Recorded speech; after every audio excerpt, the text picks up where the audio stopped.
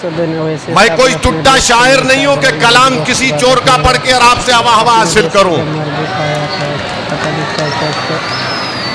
मैं आपके सामने सच्चाई को बयान कर रहा हूं। हम में और उनमें फर्क यह है कि 1999 22 सितंबर को मैं जब एमएलए था, ऐसा ही एक जुलूस जा रहा था मेरे विधानसभा से, तो गुंडों ने घरों में घुसकर हमला कर दिया था। 10 मिनट के अंदर मैं दौड़ता हुआ पहुंचा तो पुलिस ने मुझे लिला लिलाकर मारा जमीन पर। 4 पुलिस वालों ने मिलकर मुझे इतना मारा कि सर पर 10-12 टाके लगे। पूरी पीठ और हाथ जिस्म लहू लहान हो गया, मेरा पूरा खून बह रहा था मुझसे। क्यों गया मैं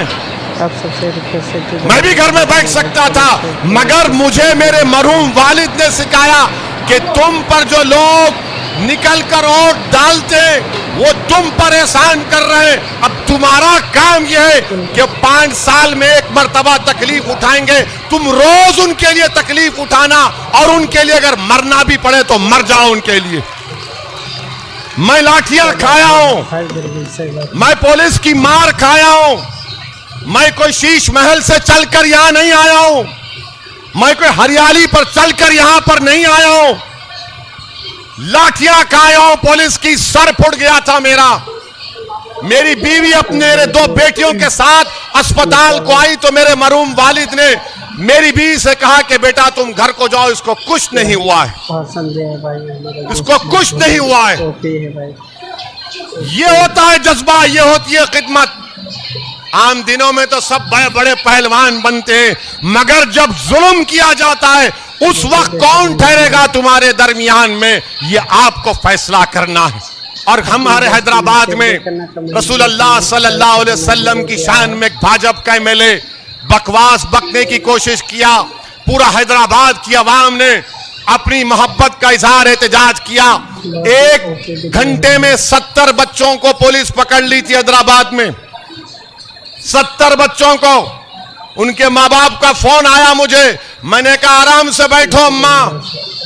माँ ने फोन किया, बाप ने फोन किया और फोन करके क्या बोलते मुझे, ए ओवैसी साहब तुम क्या कर रहे हो, किधर हो, मेरा बच्चा पुलिस स्टेशन में है।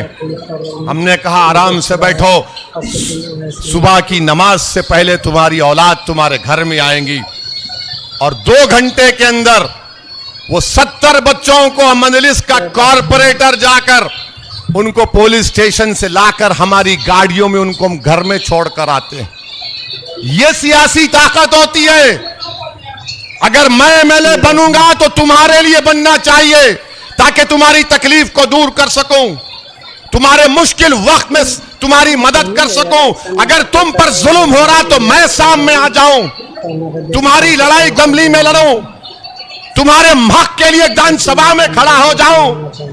ये कुछ भी नहीं है, मगर ओवैसी को दुश्मन बनाकर पेश करते हैं। अरे मैं दुश्मन नहीं, मैं मर मिटने वाला हूं, मैं किसी का दोस्त नहीं हूं। जो जुल्म करेगा उस जालिम का मैं दुश्मन हूं, चाहे वो किसी मजहब का हो। और आप अगर दोस्त हैं तो फिर क्या कर रहे हैं आप बताओ। 2020 में इस तरह का जुल्म हुआ और 10 कदम के फासले पर एमएलए साहब हैं। इतनी हिम्मत नहीं थी कि निकलकर बोलते पुलिस को कि मुझे मारो, ये गरीब हैं, ये कोविड के परेशान हैं, भूखे हैं, प्यासे हैं, घर में पैसा नहीं है कि अपने औलाद को खाना खिला सके। मगर आप नहीं निकले। मेरी इज्जतदार मां और बहनों, ये फर्क है। हाँ, ये एमएलए साहब जरूर पेट भर के गालियां देंगे ओवैसी को, खूब देंगे, पेट भर भर के गालियां देंगे। ये उससे मिला हुआ है, ये इससे मिला हुआ है। अरे तुम और मोदी एक जगह बैठ जाओ। मैं रिवर फ्रंट पर एक बेहतरीन टेबल लगाता हूं, चाय ढोकला रखता हूं।